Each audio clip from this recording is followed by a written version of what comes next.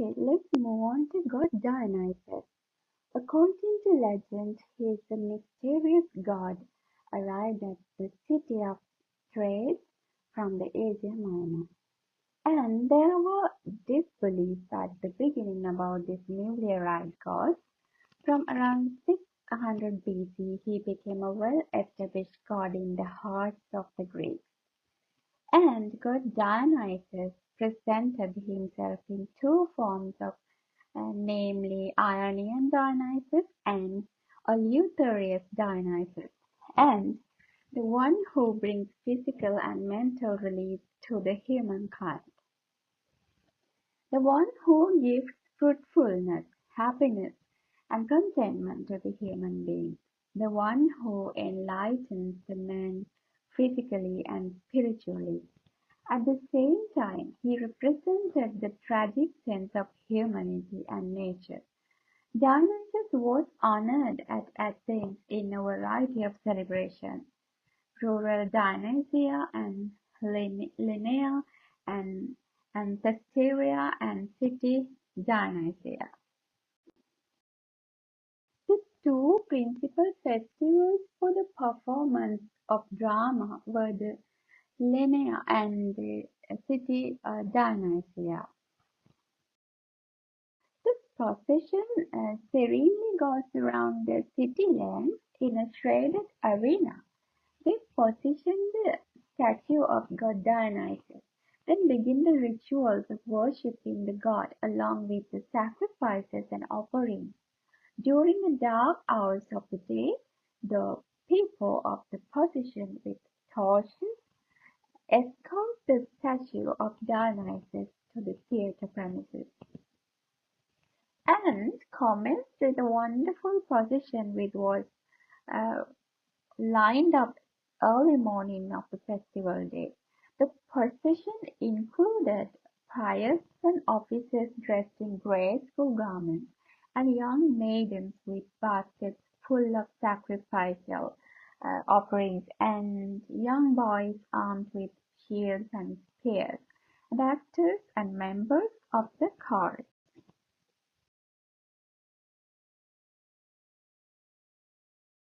Okay, I think we can move on to Greek theatres now. The massive structures of Greek theatres here provided more than enough space for Greeks. Well-renowned theatres in Greece was Theatre of Epidaurus, Theatre of Dionysus, Theatre of Delphi, Thebes, Dodona, Corinth, Argos, Alos, Elos. Such colossal theatre structures have provided space for the audience, from 20,000 to 35,000 Greeks. The roof of the scheme was known as the Theurgion deities appeared from there.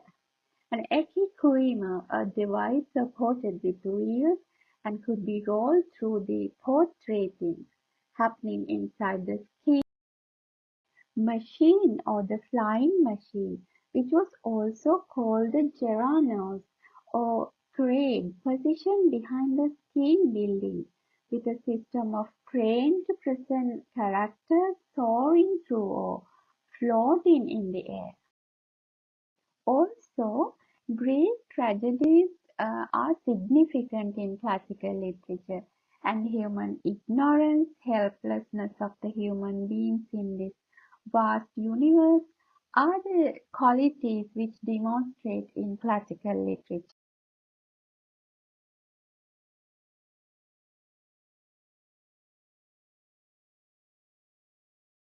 And also sight and blindness, irony, they're significant in the classical literature. When it comes to the sight and blindness, Tiresias, who is physically blind, is a prophet who sees truth. Oedipus, who has physical sight, is blind to the truth, but blinds his eyes when he learns. Another feature that we can see in classical literature, the web of destiny, unalterable fate.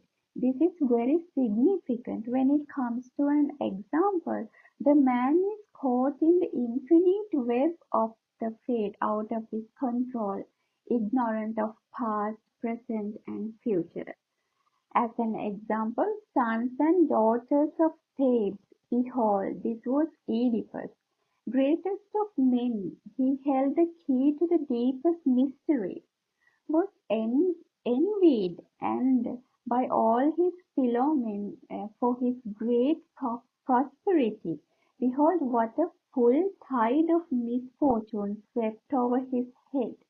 Then learn that mortal man must always look to his ending, and none can be called happy until that day when he carries his happiness down to the grave in peace.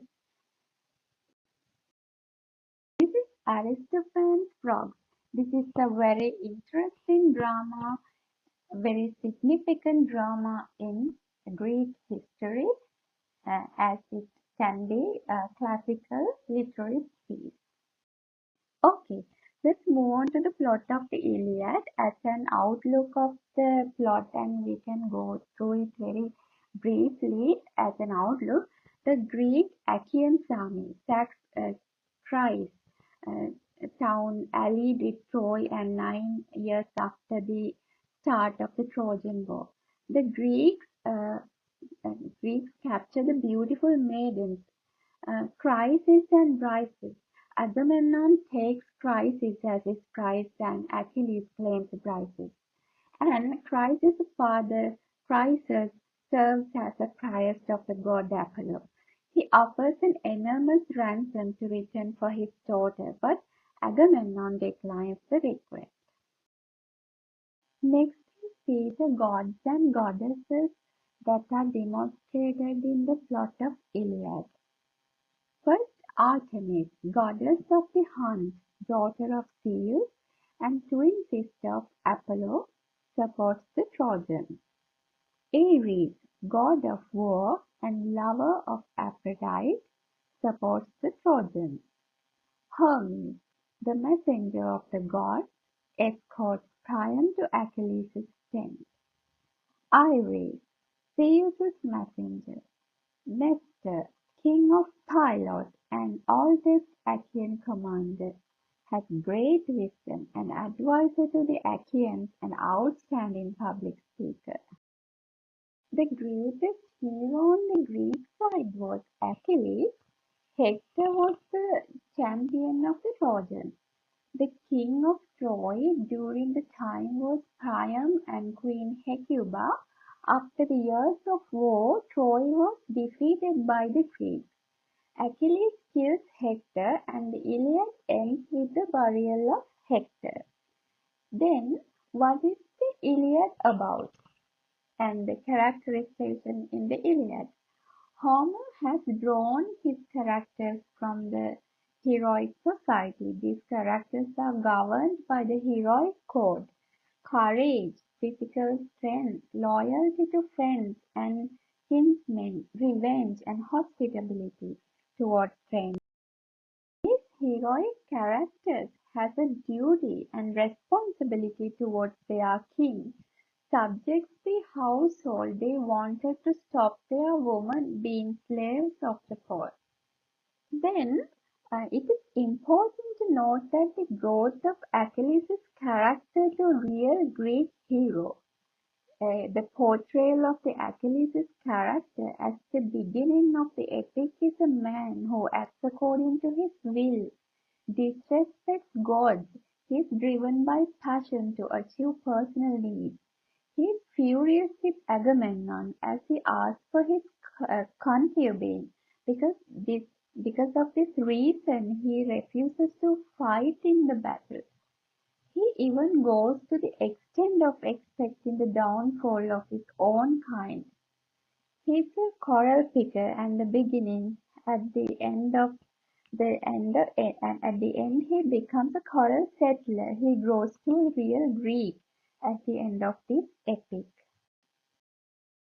Okay, let's move on to another epic quality. It's the glorification of war. According to Homer, what isn't a waste of a time of human life? Each side has a justifiable reason to fight, depicts warfare as a respectable way of settling a quarrel. Characters are regarded precious or disgraceful based on their bravery and powers in the battle. And Paris, who doesn't like to fight, is ridiculed, but Achilles is regarded as great and bold. The epic admires warlike deities as Athena and makes fun of gods such as Aphrodite and Artemis, who are timid.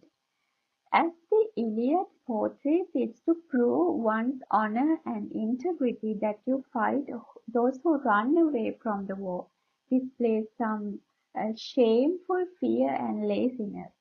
The Iliad doesn't ignore the realities of war. Men embrace awful deaths.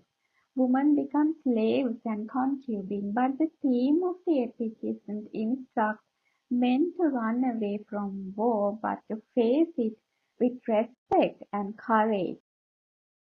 Okay, this is the end of the video, and I need to tell you that classical literature is very easy part of literature, English literature, and it is very interesting. And to myself, it is my favorite part of English literature as it's very easy to understand and it's very interesting and it has very lofty style.